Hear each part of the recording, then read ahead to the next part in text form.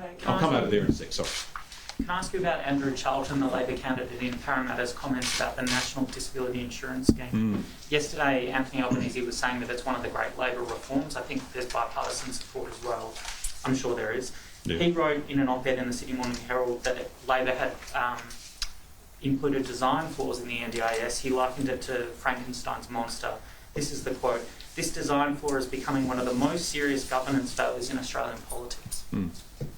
He's been recruited for his economic expertise, apart from anything else. Yeah. Look, Andrew's a great bloke. Agree with him in lots of things. Not on that. This is a great Labor legacy. Now, I know that the Prime Minister got criticised for some of the things he said the other day about the NDIS. I think more problematic are the things that he's done to the NDIS. You know, let's be real about this. There are two types of people on the NDIS at the moment. There's people who've had their funding cut, and there's people who are terrified about getting their funding cut. Let me just give you one example. His name's Jacob, and he lives in my electorate.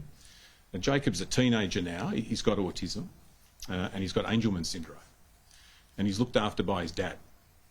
His mum's not there because she died of a brain tumour 3 years ago.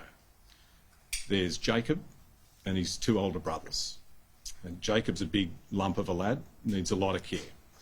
His dad has been to my office 3 times because the funding's been cut 3 times. And every time we've had to go back in and try and get more funding for him. You know, the last time, all his dad wanted was a carer so he can get respite on the weekend. You can't understand how hard it is for Jacob's dad unless you spend some time in his house and you see the challenges of looking after a beautiful kid like Jacob.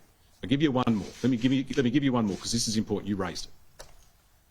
I met Stella at Bankstown Hospital about 4 or 5 years ago. Stella had been in the hospital for 3 years. Why? Because the NDIS hadn't got around to putting the changes into a house so she could get out. That's the reality.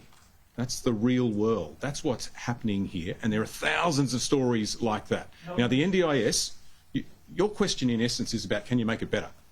You bet we can. It's also about the design and the problem of sustainability, given the huge trajectory the cost is going on. Yeah. No one's saying it's not important. It's so important that it's well designed. My answer to you is the NDIS is a great Labor legacy. It is fundamentally sound, but we need to continue to make it better. And have a look at what Bill said the other day in terms of talking about the sort of practical fundamental reforms that are needed to it. One of them is more staff. You know, one of the problems Jacob's dad has is getting to talk to anybody, let alone getting to talk to them face to face. Yeah. Just quickly following up on Tom before we go